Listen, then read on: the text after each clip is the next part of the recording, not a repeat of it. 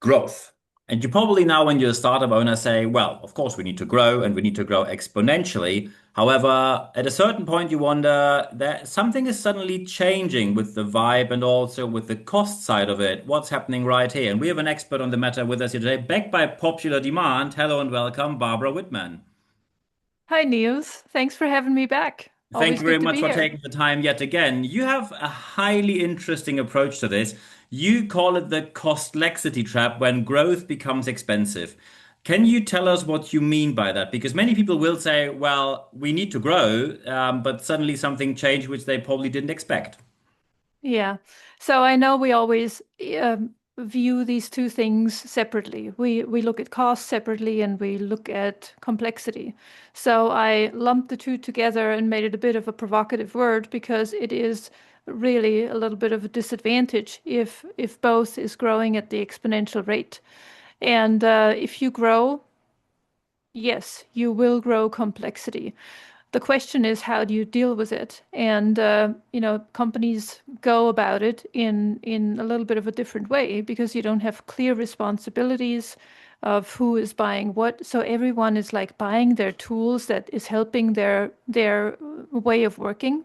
Just an Hmm. example. And then you end up with 20 different AI tools and other things. Other companies deal with it a different way and they say, oh, we really need an ERP system and that's gonna be the happy-go-lucky. And they sink 100,000 plus into this investment, but it really wasn't the right choice. Mm.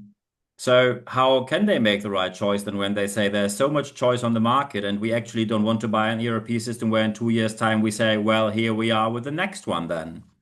Yeah, the big piece is you need orientation before you move. So you need to understand the landscape you are in. One simple approach is you need to list very honestly and ask everyone in the company what are the subscriptions we actually have right now. Because Hmm. if you don't have that regulated, and most growing companies don't, because it's all going so quickly, you need to have one list where you show this is what we have and then get everyone together and say, okay, so what is this doing and do we have any overlaps? So essentially, you need to understand the lay of the land before you make any other moves.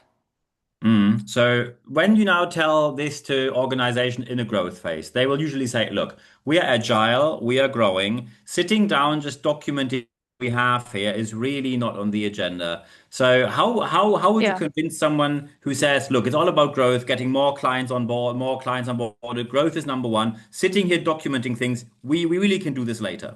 Yeah, that's a fair pushback, and we have an entirely wrong idea about documentation because we are thinking, oh my God, it's going to be 600 pages and we have to write everything down. So I have a very, very simple approach that where it's like, hey, we have two conversations. I pick your brain for 15, 20 minutes, and then I come up with a visual.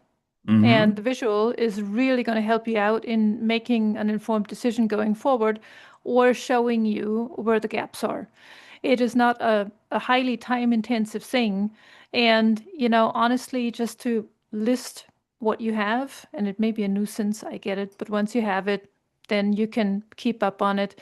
It doesn't take that much time. So it's also a question of where are you leaning in? Where are you really investing your time as an entrepreneur, maybe as an operations leader or an IT leader? And what makes the most sense? Because we always jump towards, oh yay, but this is the most important thing right now, but is it really? Mm, excellent point here. And when I prepared our discussion that we have here, I of course discussed that with startup owners before, and they said it's a highly interesting point where you say this weird middle phase where the informal communication breaks down. However, many people then said, how do I know when I enter the middle phase? Because I'm sitting in my startup every single day. There's not Yeah. going to be a marker on my calendar saying, and today the middle phase begins. So how do I actually know? It's a very simple thing when you know, when you hire the first operations person. So when you hire an operations manager or a VP of operations, that's when things get real. And Hmm. that's the first time when what has been in the founder's head needs to be formalized in one way or another. So that is a good indicator. When you're thinking about hiring an operations person to make your day-to-day life easier, that's when you're in that middle phase. Excellent. And now I had another person telling me, well, more than one, they said, look, I was sitting there and thinking we should have this ERP system. And guess who said, no, way too expensive right now. It doesn't get us enough input. And that was the investor who said, look, we have to Oh, invest in sales. We need to get a sales system on there, get Salesforce, get whatever you want, but don't come along with an ERP system telling me, oh, we need to document this and put this into some system. They basically blocked the decision towards an ERP system. yeah, yeah. How do you want to convince people when they are the ones sitting on the money and basically you are depending on what they say? Well, that's fair, and that's not an unusual thing that happens because, of course, they want their money to be invested wisely. But you also need to give them context. So if you're saying, hey, we need an ERP system, that's when all the ringers go off, Yeah. right? Because they're thinking, oh my God, they want to dive into SAP or something, and it's going to Usually, be, that was exactly what they said because some people said, someone, okay, this is going to mean SAP, and there's this bottomless hole of money where we're going to yes, throw into, which will yeah. never end because as soon as we have one system installed, the next version is just on the horizon. I know. So it's yes. So that's the wrong signal. So it's also a question as a founder, how do you pitch the approach? And you can only pitch the approach of your system landscape needs to grow if you are overlaying your operating model with your technology landscape. Hmm. That's when it gets interesting. And I want to say that most founders don't have a clear understanding what their operating model is because it's still, it's growing, it's trial and error. But you need to have a basic understanding what are the value chains that we bring to the table, and then start matching it.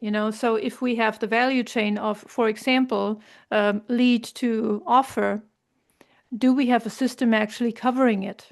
And then Hmm. how do we ship the stuff? So if you put that into very simple pictures, it doesn't need to be like a very detailed documentation, but you need to build the arc for an investor to say, look, this is where the money comes in. This is how we monetize things, and this is where we have the gaps. Hmm. That's when you can land it. You need to come in from a different angle. If you talk ERP, it's the kiss of death. Yeah, it's the yeah, it's the kiss of well said, very well said. And to avoid that kiss of death and actually to have someone on site who can probably help with all of that, I think you can help here. When people now say, hey, how can we get in touch with Barbara? How can they get in touch? Very simple. Go onto my website, digitalwisdom.co, and there's a little link for booking a call, and I'm happy to have a conversation with you. And it's a very simple thing we can do that makes your life easier towards the investor and also towards your organization. Perfect. I think these are the perfect final words. You see, Costlexity is the point where you have to take care of it, and Barbara is the person to talk to. So at the end of this interview, there's only one thing left for me to say. Barbara, thank you very much for your time. Thank you.